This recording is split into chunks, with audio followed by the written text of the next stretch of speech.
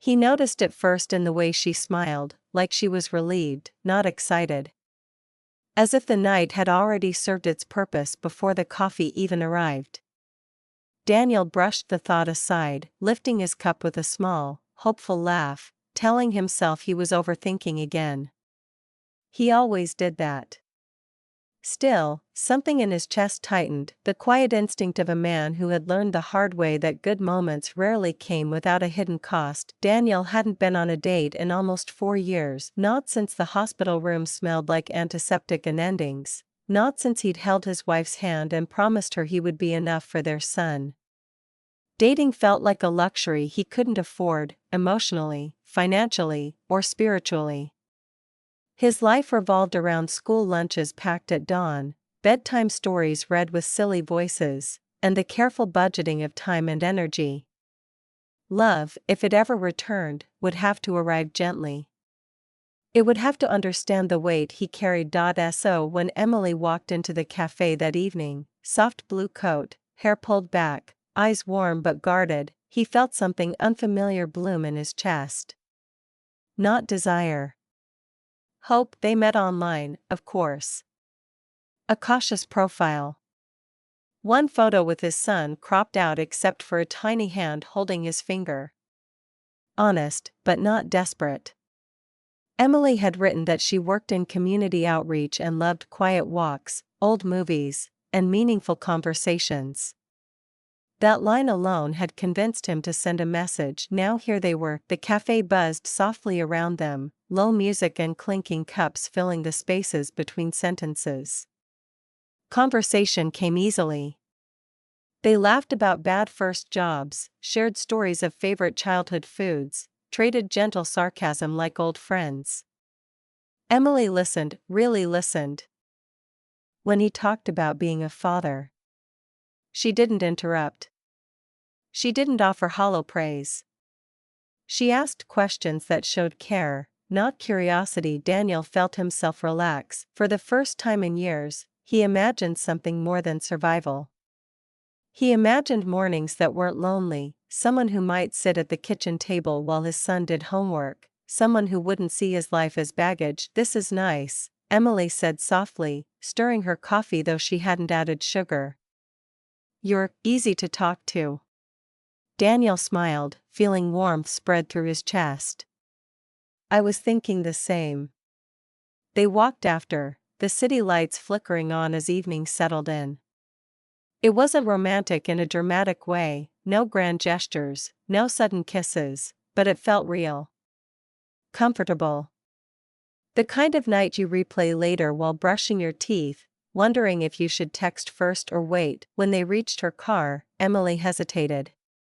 Her smile faded just slightly. I had a really good time, she said. So did I, Daniel replied.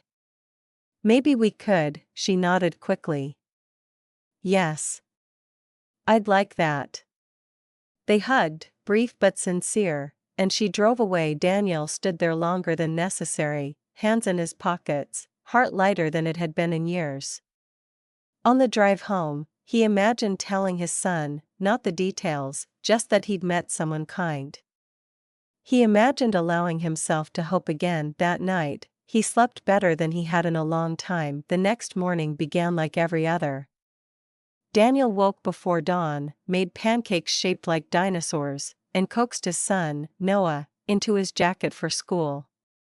Noah was 8, bright-eyed, thoughtful, and far too perceptive for his age. You're smiling a lot, Noah observed from the back seat. Daniel chuckled. Am I? Yeah. Like when you got that raise. Daniel's heart skipped. I just had a nice night. Noah nodded solemnly. That's good. Daniel dropped him off, waved until the doors closed, and drove to work feeling steady. Balanced. Like maybe life was finally giving him something back. His phone buzzed during lunch. Emily, can we talk later today? In person, the not returned instantly, of course, he typed.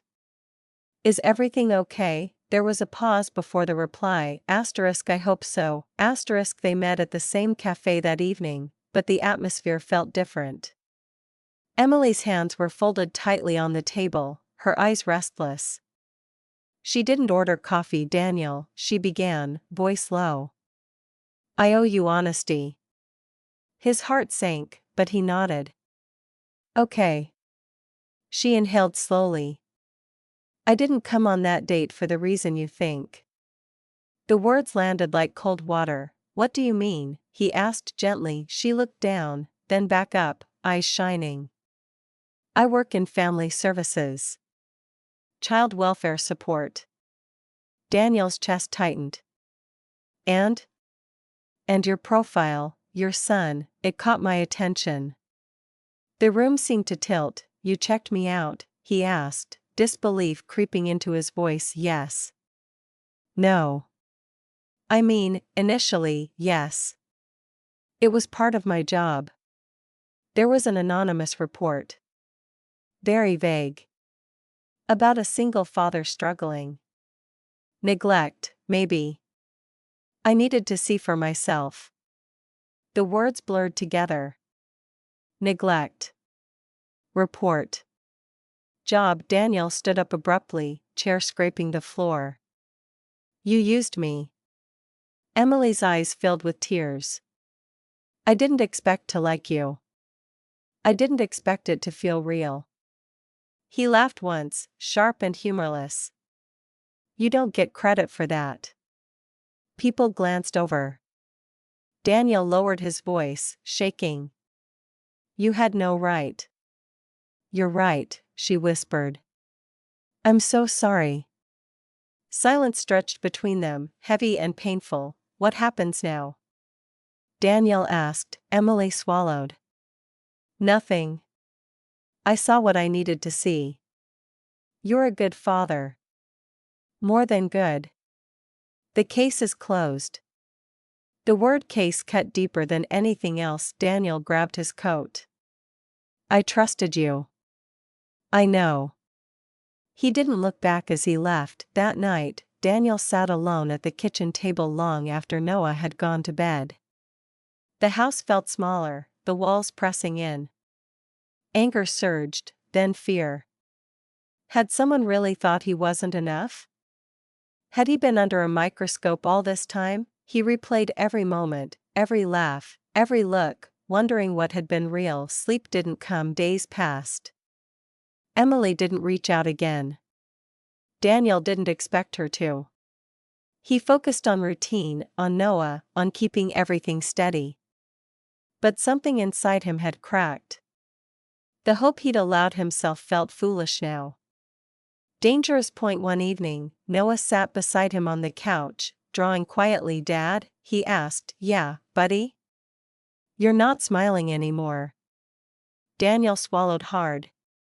"I'm okay." Noah studied him, then leaned over and rested his head on Daniel's arm.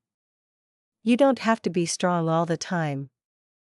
The words broke him. Daniel pulled his son close, holding him as tears finally came, not loud or dramatic, just the quiet release of a man who had been holding too much for too long. A week later, Daniel received an email from Emily.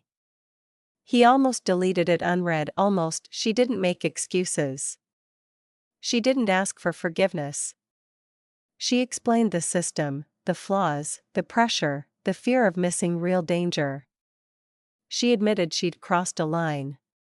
She said meeting Daniel had changed how she saw her work, how easily good people could be hurt by assumptions. You reminded me why empathy matters more than procedure.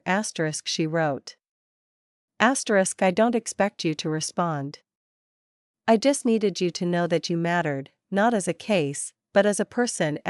Daniel stared at the screen for a long time. He didn't reply right away. Months passed. Life moved forward, as it always did. Daniel found his footing again. Slowly, carefully. He started trusting his instincts more, believing that one person's mistake didn't define his worth or his future. One afternoon, at a school fundraiser, he saw Emily across the room. She looked surprised, then hesitant. Daniel walked over before he could change his mind. "I read your email," he said. She nodded. I understand if you don't want to talk. I don't want what we had, Daniel said honestly. But I don't want to carry anger either. Emily's eyes filled with relief. Thank you. They stood there, not as potential lovers, not as worker and subject, but as two flawed humans who had learned something costly and real. Later that night, Daniel tucked Noah into bed. Dad? Noah asked sleepily. Do you think good things still happen? Daniel smiled softly, brushing his son's hair back. Yeah. I do. Sometimes they just come in strange ways. As he turned off the light, Daniel felt something settle inside him, not hope this time, but strength. The kind that didn't depend on perfect moments or perfect people. He had survived loss. He had protected love.